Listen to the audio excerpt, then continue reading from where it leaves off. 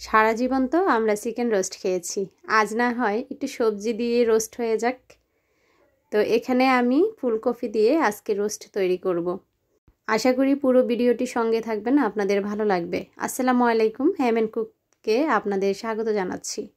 এখানে আমি ফুলকপির ছোট ছোট টুকরা করে নিয়েছি, পানিতে লবণ দিয়ে দিয়েছি, ফুলকপিটা সেদ্ধ করে নিলাম। ফুলকপিটা এদিকে সেদ্ধ হচ্ছে আর এদিকে আমি একটা ব্যাটার রেডি করছি। এখানে আমি ময়দা 1 কাপ এবং চালের গুঁড়া 1 কাপ, কর্নফ্লাওয়ার দিয়েছি 2 টেবিল চামচের মতো। তারপর এখানে দিয়েছি লাল মরিচের গুঁড়া প্রায় 1 টেবিল চামচের মতো। তো হালকা একটু হলুদ দিয়ে দিলাম এখানে 1 চা চামচের মতো জিরার গুঁড়া। এখন আমি সুন্দর করে একটা ব্যাটার তৈরি করে নিব। আর ব্যাটারটা একবারে পানি দিবেন না, তাহলে পাতলা হয়ে যাবে। এমনভাবে ব্যাটারটা করতে হবে আমরা যখন বেগুনি বানাই, যেন ফুলকপিটা ভালো করে কোট হয়ে যায়। যাই হোক, আমি এখানে পাইপ্যানে তেল বসিয়ে দিয়েছি আর এই তো এটা এভাবে চুবিয়ে এটা সুন্দর করে ভেজে নেব। রান্না কিন্তু একটা আর্ট, সেই রান্নাটা যদি আপনি সুন্দর করে করতে পারেন এবং পরিবারের মন জয় করতে পারেন, তাহলে দেখবেন আপনার সেই রান্নাটা কিন্তু দারুণ হবে। আমি এখানে ফুলকপি কিছু ভেজে নিয়েছি, সেটা পাকোড়া হিসাবে খাবে, আর কিছুটা যেটা আমি রোস্ট করব সেটা একটু হালকা ভেজেছি। তো যাই হোক, দ্বিতীয় স্টেপে চলে আসলাম। এখানে আমি পাইপ্যানের মধ্যে তেল দিয়েছি এবং কিছু পেঁয়াজ কুচি দিয়ে দিলাম। তো পেঁয়াজ কুচিটা আমি একদমই বেরেস্তার মতো করব না, এটাকে হালকা ভেজে নেব। হালকা একটু ভাজা হয়েছে, পেঁয়াজের গন্ধটা যখন চলে যাবে, তখন এখানে আমি 1 টেবিল চামচ আদা বাটা, 1 টেবিল চামচ রসুন বাটা আর 1 টেবিল চামচ দিয়ে দিয়েছি পোস্ত এবং কাজু বাদাম এবং চীনা বাদাম একসাথে বেটে নিয়েছি, সেটা 1 টেবিল চামচ দিয়ে দিয়েছি। আজ কেন জানি ভয়েস দিতে যে শুধু কথা আটকে যাচ্ছে, ইগনোর করবেন।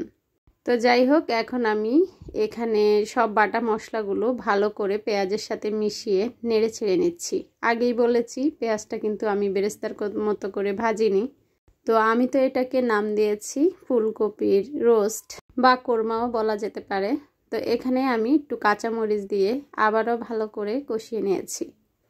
এই পর্যায়ে আমি এখানে সয়া সস অ্যাড করলাম প্রায় 2 টেবিল চামচের মতো।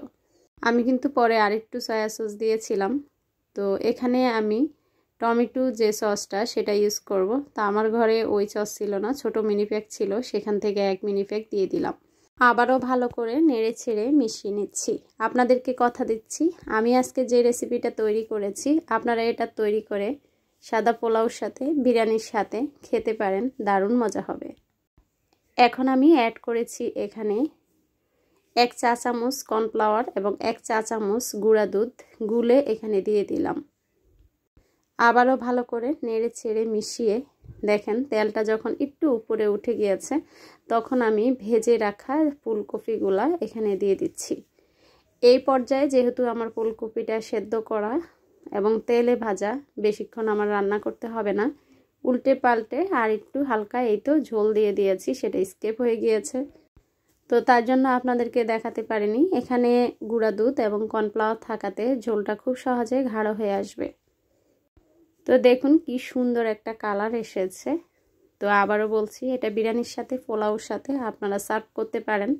মেহমান আসলে এই আইটেমটা করে দেখেন, সবাই কিন্তু চমকে যাবে।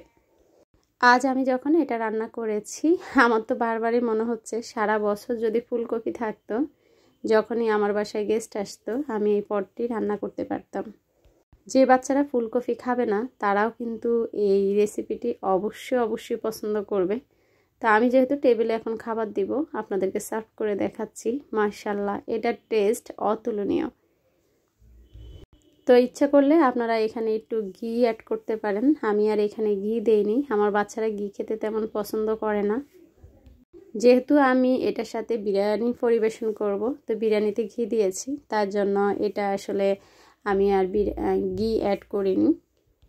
তৈরি হয়ে গেল আমার মজাদার ফুলকপি রোস্ট বা কোরমা, যেটাই বলেন না কেন।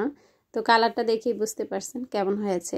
আজকে এই পর্যন্ত, আল্লাহ হাফিজ, আসসালামু আলাইকুম।